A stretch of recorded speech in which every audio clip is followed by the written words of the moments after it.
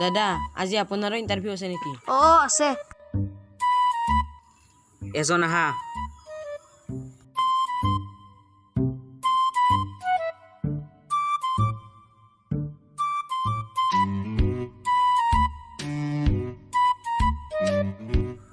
বহা।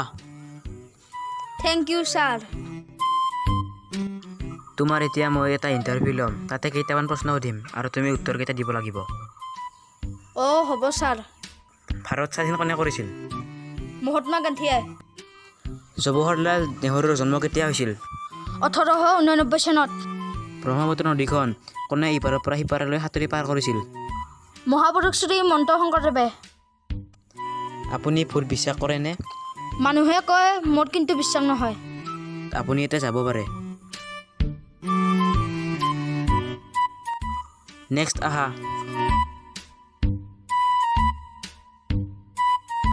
দাদা ইণ্টাৰভিউ পাৰিলে নে? পাৰিলো।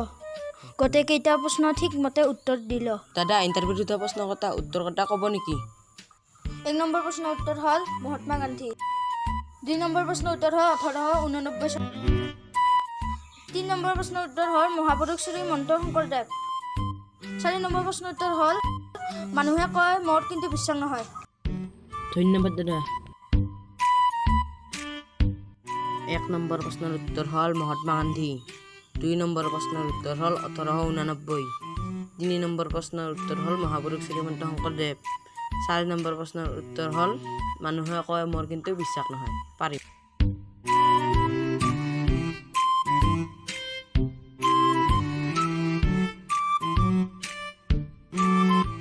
বহক। Thank you sir.